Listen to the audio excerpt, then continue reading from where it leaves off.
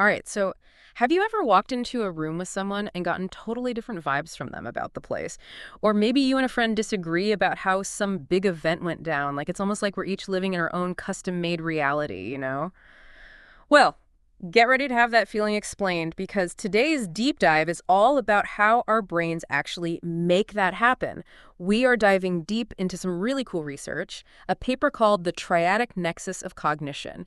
And trust me, the way it breaks down how our memories and emotions and even just what we pay attention to all work together, it's mind-blowing. And lucky for us, I've got our expert here to help us understand it all. So what is this whole triadic nexus idea? Is it as cool as it sounds? It's even cooler, I think, when you start to actually see it in action in your own life. Hmm. Basically, we often think about like memory, events, emotions, all as separate things, right?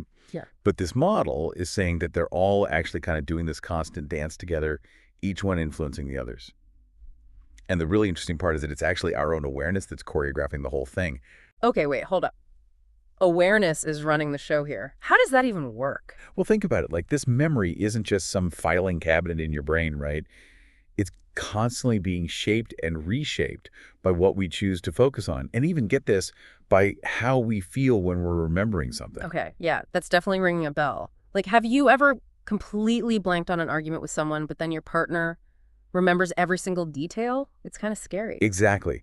And that is the perfect example of the triadic nexus actually doing its thing. You and your partner, you were at the same event, Hmm. but your memories of it are being colored by your individual emotions and what you were focusing on both during and after the argument happened. So it's not that we're like intentionally trying to change the past or anything. It's more like our brains are just highlighting different parts of the experience based on what was the most emotionally intense or important for us personally. Yeah, you got it. And it's not even limited to just memories either. Think about how you experience things that are happening right now in the moment. We don't see things in this neutral, objective way, right? Our own biases, what kind of mood we're in that day, all of that acts like a filter on our experiences before we're even really aware that it's happening. So it's kind of like we're all wearing those old school 3D glasses, but instead of them being for depth, they're for our own personal drama. Haha. I like that analogy.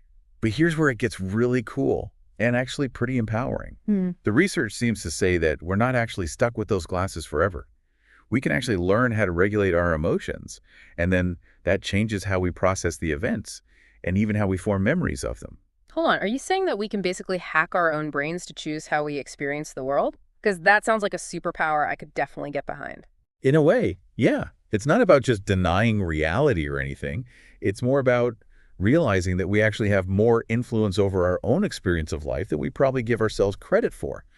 And by really becoming aware of our emotional state in the moment, those tinted glasses, we can choose how we respond to something, which then changes the memory we form. Okay, so let's say we learn to like swap out those tinted glasses for something a little less, dramatic.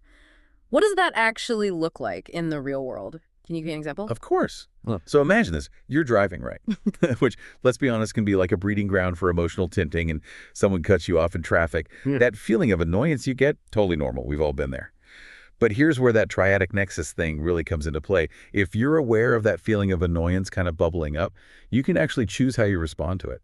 Okay, let me guess. You're going to say like, take a deep breath, count to 10, don't honk at them, all right? Exactly. But it's even more than just like suppressing the reaction. It's about actually shifting your perspective in that moment. So maybe you just kind of laugh it off and think, oh man, that person's having a day. Or you think maybe they're rushing to get somewhere important, like there's some kind of emergency. By changing the lens you're looking through, you can stop that initial annoyance from turning into like full-on road rage, and it won't like color your whole day with this negative feeling. That's so true. I'm definitely guilty of letting one bad commute like totally ruin my whole morning. So you're saying that instead of letting my emotions totally dictate my whole experience, I can actually choose a different outcome. Mm, And all that takes is just being more aware. you got it. And the really cool thing is that this whole ability to like self-regulate your emotions, it doesn't just apply to getting cut off in traffic, thankfully. It's useful in pretty much every area of life. And remember how we talked about memory being like a constantly changing landscape?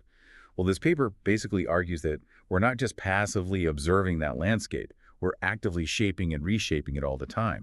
Okay, so I'm picturing like a Zen garden, where they rake those little patterns in the sand. How does that connect to this whole triadic nexus thing? Okay, so think of it like this. Every time you revisit a memory in your mind, you're essentially walking down the same path in that Zen garden. And the more you walk down that path, the more defined and clear it becomes.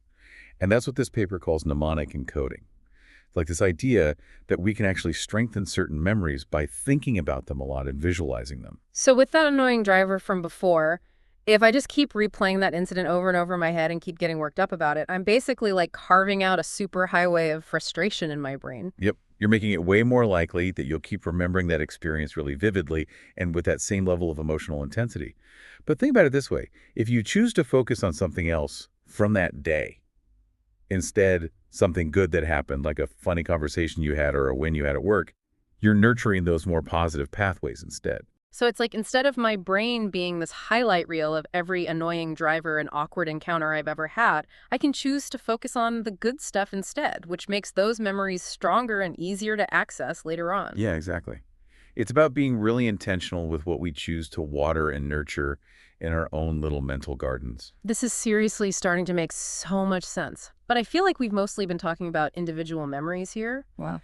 How does this triadic nexus model explain how we experience like life as a whole, you know? That's a great question, and it gets right to the core of why this model is so groundbreaking. It's saying that our experiences and our emotions and our memories, they don't just exist in these separate little bubbles. They're all interacting and weaving together to shape how we understand ourselves and the world around us. So it's not just like we're guarding individual memories, we're actually cultivating this whole inner landscape that kind of shapes how we see everything around us, right? Exactly. And what's really cool is that this landscape, it's not even a fixed thing. It's like it's constantly evolving every time we have a new experience or a new emotion or form a new memory. So it's kind of like our own personal version of Earth, you know, with the continents moving and changing over millions of years. Mm-hmm. Yeah, this is blowing my mind. Now, I'm really curious about this whole awareness as the choreographer thing. If our awareness is what's actually like shaping this landscape, does that mean that we have more control over it than we realize? I mean, that is the million-dollar question, right? Yeah. And what this triadic nexus model seems to be suggesting is that, yes, we actually do have a lot more agency than we might think. It's not about trying to achieve some kind of perfect objective view of reality, because guess what? That doesn't even exist. Wait, are you serious? So you're saying that all this time I've been trying to figure out the right way to see things, and it's all just been in my head? Well, it's not that it's not real. It's more like, think of it like you're creating this constantly changing collage in your mind. And we each have our own unique collage that we're building out of all of our experiences, emotions, and memories. And the really cool part is, once you realize that you're the artist holding the glue and you get to choose what goes on the collage, you can start making choices about what you add to it. Okay, that is a really awesome way to think about it. So it's more like, instead of feeling stuck with one way of seeing something or one belief, I can choose to reframe it. I can choose to add new elements to it. I can even choose to let go of the things that aren't working for me anymore. Exactly. And that's why learning how to be more aware is so important. The more aware you are of your own like emotional patterns, the thoughts that you think over and over, and even those tinted glasses we were talking about earlier, the easier it becomes to actually choose a different lens to look through depending on the situation. Oh, so it's like instead of just having one pair of those funky 3D glasses, I actually have a whole wardrobe of different lenses I can choose from. I like that. And with more perspectives, you're going to be more equipped to deal with whatever life throws at you. You'll make choices that are more in line with your values, and you might even start to see more meaning in experiences that you might have just ignored before. This is really making me rethink things. You know, I used to think that self-improvement was all about what you could do externally, like achieving goals or checking things off some list. But what this triadic nexus model is saying is that actually real transformation starts by really understanding and working with our own minds. And that inner work, that exploration of your own triadic nexus, that's what allows you to show up in the world as your most authentic self. Wow, I think we all needed to hear that. This has been such an amazing deep dive. I feel like I have a totally new understanding of not just my own brain, but how I can actually use this knowledge to create a better life for myself. I love to hear that. And just remember, this is really just scratching the surface when it comes to how amazing and complex our brains are. So keep that curiosity alive. Yes, and to all our listeners, if this deep dive piqued your interest, don't stop here. Keep asking those big questions, keep challenging what you think you know, and most importantly, never stop being curious about your own mind.